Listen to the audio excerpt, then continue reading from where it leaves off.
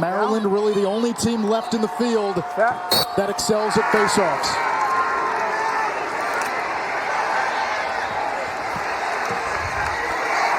Now Rutgers in the home whites is the higher seed. Had the opening faceoff. Cornell wins it back. And now the Big Red on attack. Mark. 4 minutes gone by opening quarter. Semifinal number 1. Brian Cameron controls for Rutgers.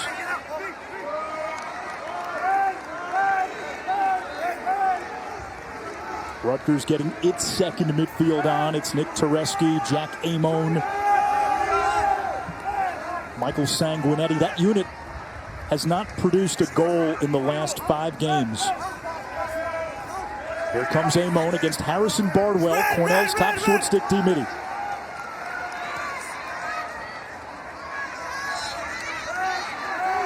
If you're new to Rutgers, this is a super veteran team. Bartolo shot, score! You talk about veterans. Bartolo, one of 27 seniors. They have mined the transfer portal.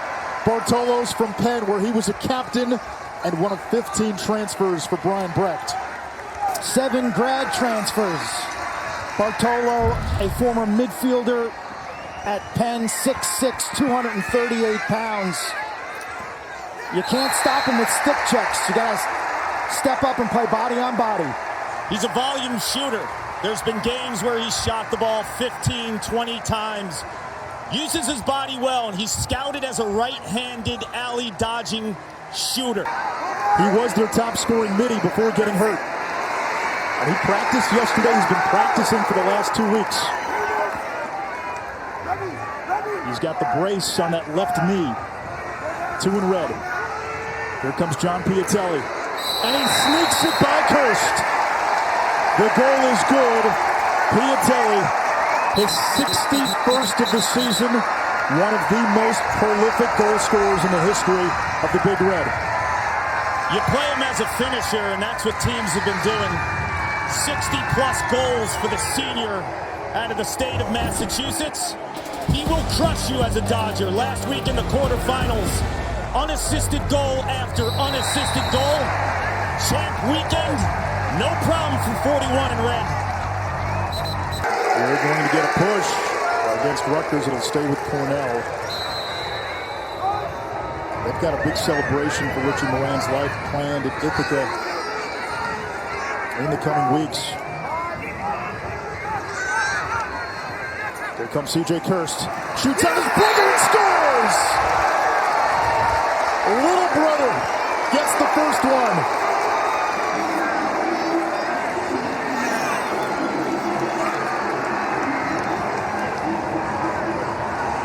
Rutgers' defensive DNA this season has been to leave their defenders on an island. That is, not double team or not slide. Kirst from the wing gets underneath.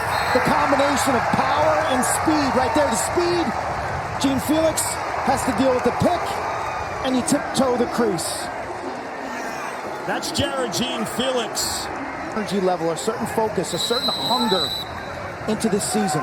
February, March, you could see it. Michael Long gets top side. That's 3 unanswered for Cornell, and Long, according to his head coach, he's the catalyst. When he plays well, it's a different Cornell team. Absence, that's what it's all about, Quint. You mentioned 2021, no lacrosse in the Ivy League. The hunger, the desire and drive for players like Michael Long to get topside. He's the proven quarterback. A lot of teams will short stick him. And when you put a short stick on him, he makes you pay. That was a terrific pick at X for Cornell. Shane Knobloch's. Cameron right on the doorstep.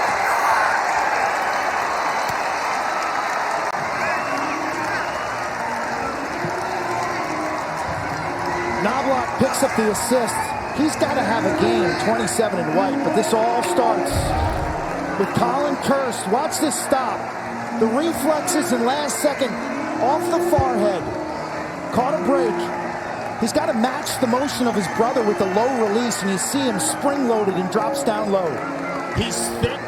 He plays a wide base. He makes the saves. And that's good news that Shane Knobloch's back in the lineup here. Can Cornell get any production from its midfield today? Big question.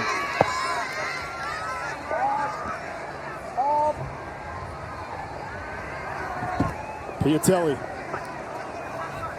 Back up to Ryan Sheehan. Sheehan fires and scores! We've talked a lot about bloodlines today. His dad, Dan, legendary head coach at Division II Lemoyne, who's won 6 national titles. Camillus, New York, West Genesee High School. You know the school. It's where legends are made. And you want production from the midfield to complement the Cornell attack. Who steps up in May? The unknown quantities come to the party, Quint. He hit his stick well, and he dodged with... Licciardi's a little jitterbug at 5'7". Back behind the cage to Long. Kelleher's got a hammer with that right hand. And he shows it. It was the attack in the first quarter. Cornell with 2 goals from the midfield here in quarter number 2.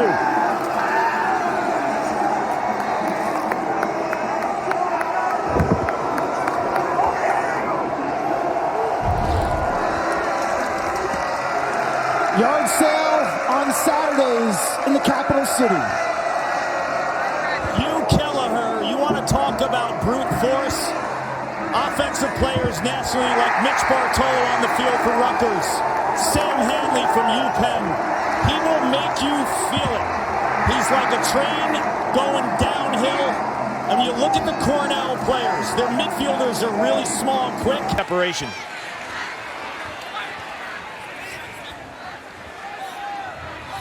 Bartolo against Bardwell, the short stick. Bartolo using his size. There's brute force. And sometimes it's that simple. Who needs a pick, Quint? When you're 6'6", 230, pick game is irrelevant, I guess.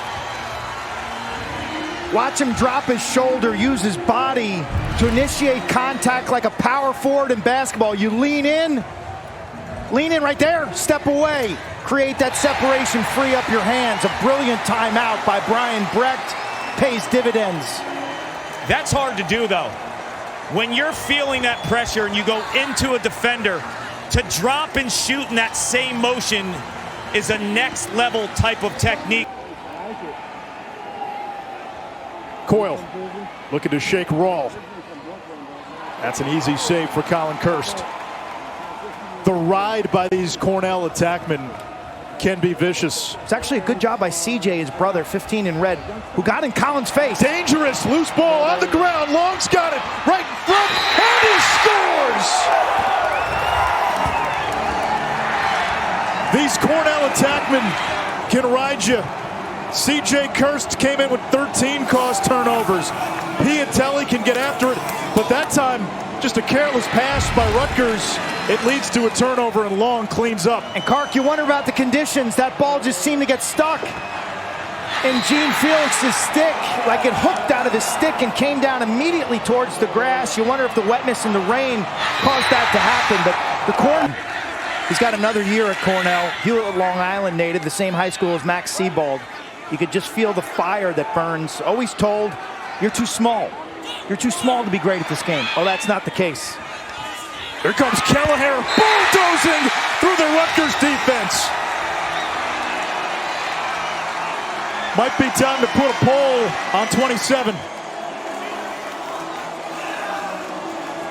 When he first got a call from Jordan Stevens, the defensive coordinator, Gavin Adler, he said, would you be interested in Cornell? He said, Coach, I have a Max Sebald poster in my bedroom. Of course I would. People shied away from him because of how small he was. But now the big guy gets it done on the other end, Quint. Kelleher taking it to pay dirt into the heart of the defense. The double team is late. Big now for Cornell. Can you get to halftime with this 4-goal margin? Can you finish this last 2.5 minutes off? You know, playoff games, Guys, I've always felt the first minute of a quarter and the last minute of a quarter are critical. Cornell today, 20 shots, 15 of them on the goal. Here's Kelleher. He's got 2 goals. Save, Kirst. Rebound to Gene Felix. Kirst springs out of the cage, hounded by Long. Switches hands. Long with the cross turnover on the doorstep. Did he score or was he in the goal mouth? The goal is good.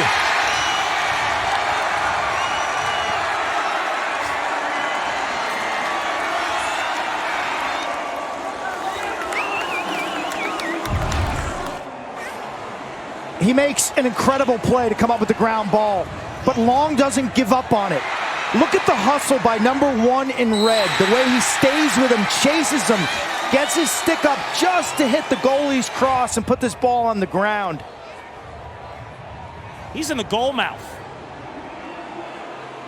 You cannot land in the goal mouth. Ronan Jacoby, the Wesleyan transfer, one of 15 transfers on this team.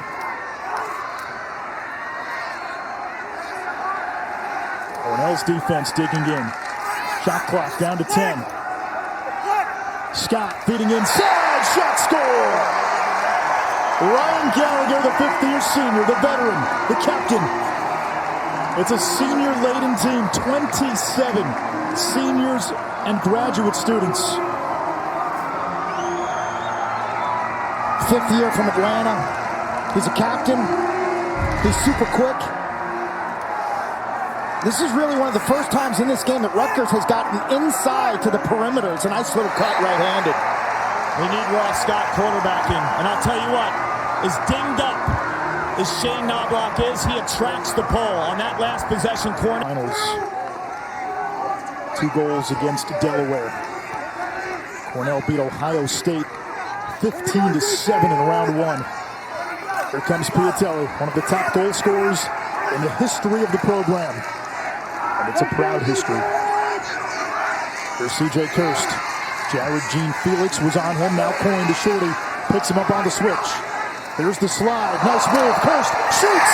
Beats his brother. That's 2 for young C.J. And Cornell gets it right back. This is sick. We talk about the physical attributes of C.J. Kirst. There's some slickness in 15 in Red's game. He has the long pole, and then off the pick, he gets the shorty, and it is go time. You see all the white shirts, the double team, it doesn't matter. The slip underneath. Look at the craftiness here, Quint. Toe drag. Right here. See you later.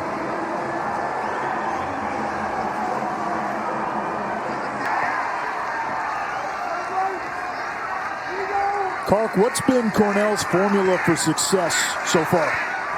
You know, I think in the ride, they're being aggressive. A lot of teams just assume that Rutgers likes to get up and down the field, and they drop. There's pressure in this ride. They're almost fighting their strength. There comes Kelleher. Back shot and a score.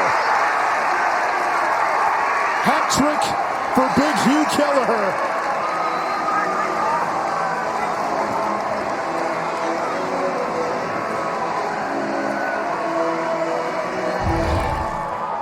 Turnover city for Rutgers, just a simple exchange, airmailed, and it's costly against this Cornell team that's so disciplined. Kelleher's feeling his confidence, man. He's a downhill, drop his shoulder, former high school football player, loves that moon dodge, the long dodge, where he gets up ahead of steam. Rutgers works it from the far side. Jacoby couldn't catch it. A transition opportunity for Cornell. Piatelli, hands free, shot score!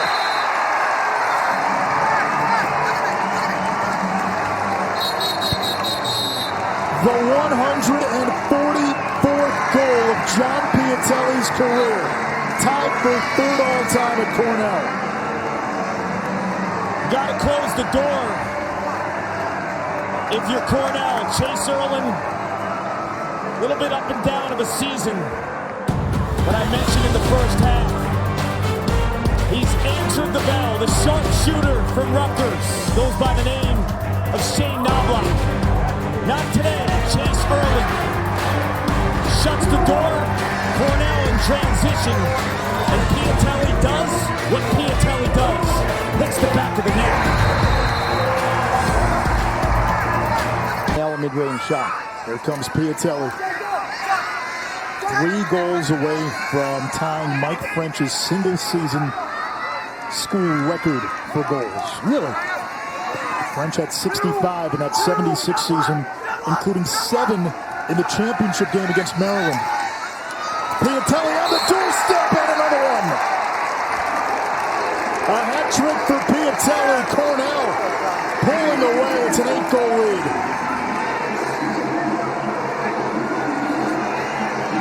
It's gone from bad to worse for Brian Brecht in the Scarlet Knight defense. Michael Long with the pick behind the goal draws the eyes of the defense. Ball watching. Rutgers defenders looking at the ball carrier, and Piatelli just cuts that near post. Ricochets that off. Harrison Bardwell knocked that one loose from Jacoby. Bartolotto chasing Bartolo out to midfield. Shot clock at 5. Knobloch can't pick it up. He just can't move like we're used to seeing. Adler the other way for Cornell. Adler over to Piatelli. Shot, score! John Piatelli, 3 straight goals. 4 in the game. And it's looking like a big red runaway. Who's running now? Heartbeat to heartbeat, right? 77 in red is your lifeline on the defensive side of the field. That's Gavin Adler, first-team All-American, to the most prolific scorer in a season in Cornell history. We've said his name just a couple of times this half. John Piatelli. Is that an instant replay of the prior goal from goal cam? Look at the change of level. He's moving towards the middle. Cornell wins another faceoff. This Cornell team is really, really well coached by Connor Busick, the defensive coordinator, Jordan Stevens. Like, how many times in this game have they made the wrong play? Can't think of many. Here comes Coyle. Down low, Billy Coyle scores. 6 unanswered for Cornell after Rutgers got the first tally of this third quarter.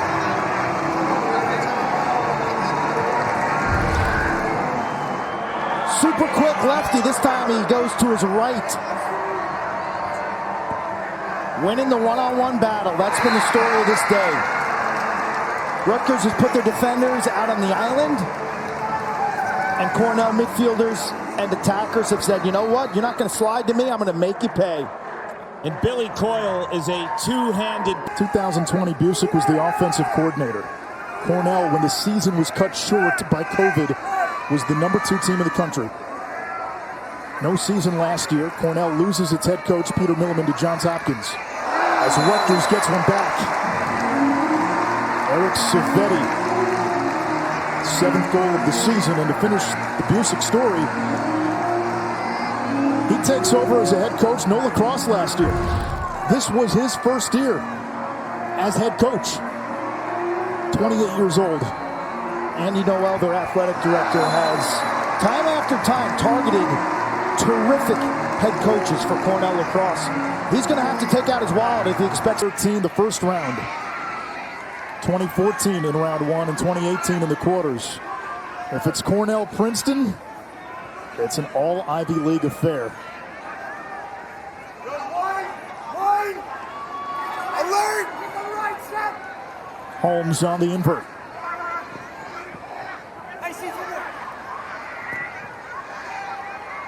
Good, good, 2, X. Long gets free and scores. 4 goals for Michael Long. This Cornell attack has accounted for 10 of the 15 Big Red tallies.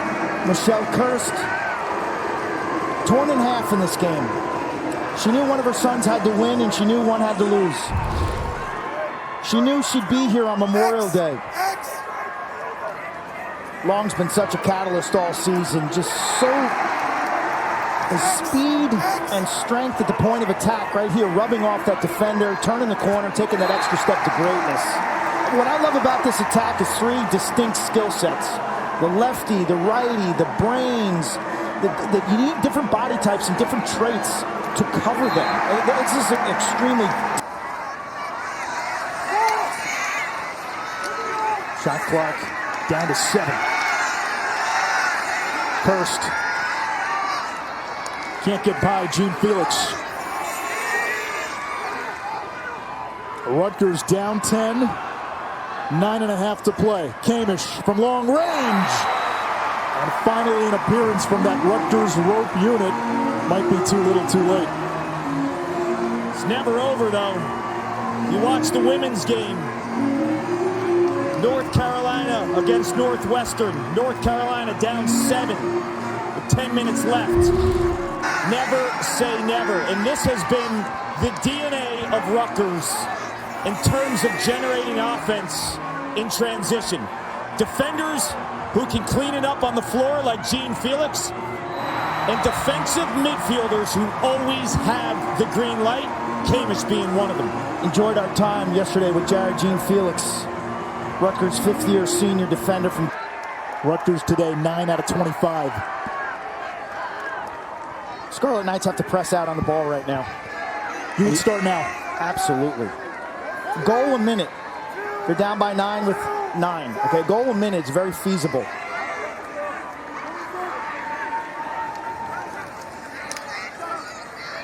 Hurst feeding inside. Piatelli!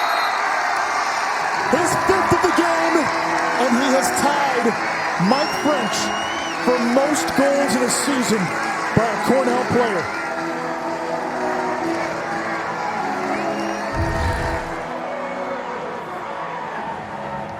High wing dodge. They use the pick.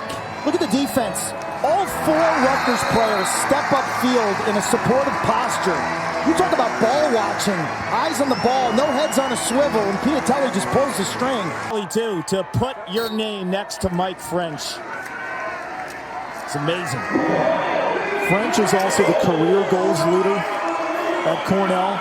Now Piatelli's not getting there as Rutgers gets one back. Dante Koulis to make it 16-6. But Piatelli's got a big game on Monday, and Cornell holds on here. He's 3 away right now from tying Rob Pinnell for 2nd all-time. Nice scrapping on the face-off.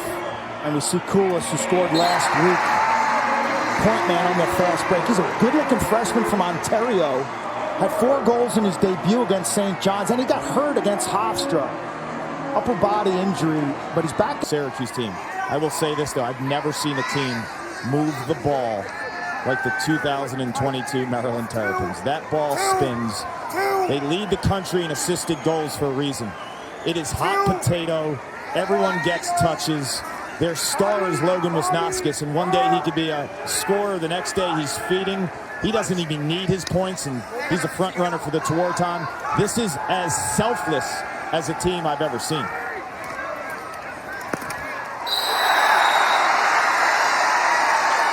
C.J. Kirst gets Big Brother one more time.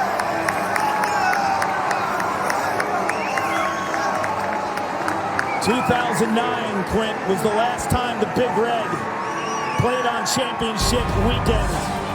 On a Monday, the last day of the season. They're on their way right now, led by Attack. Piatelli, Long in the Ivy League Rookie of the Year. C.J. Kirst. Amazing, engaging personality, super positive view of life. Like the world, this Kirst family, they are set up for tremendous success.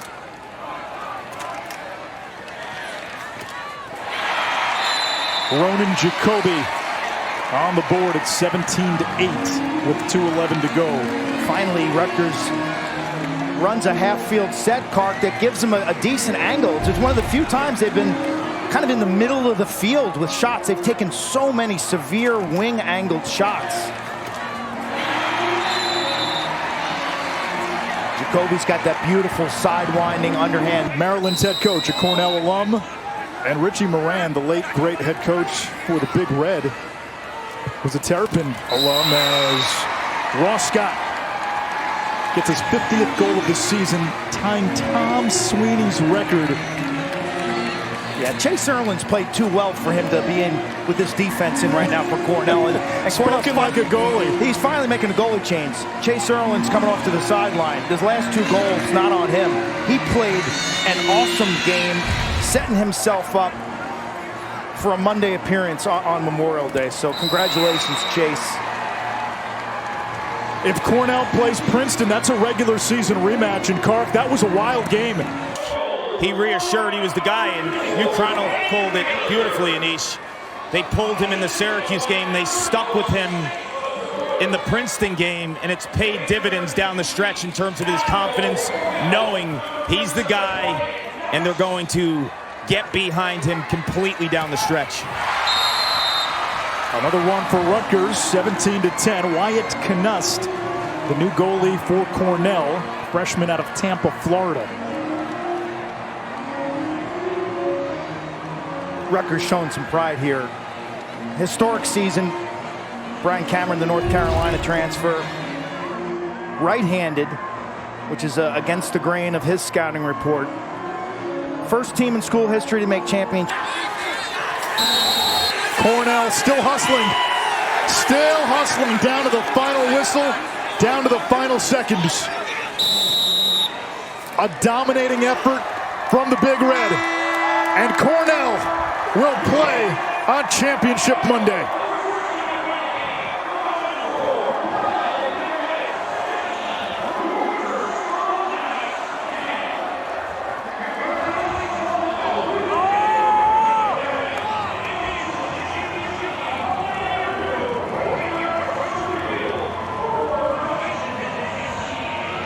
Cornell looking for its first national title since the late 70s. Brian Brecht's season ends in the national semifinals, but it's still the greatest season in the history of Rutgers Lacrosse, and Michelle Kirst watched her 2 boys play on the game's biggest stage. The younger brother, CJ, has one more game. Hopes you packed a Cornell t-shirt and a Cornell hat for Monday.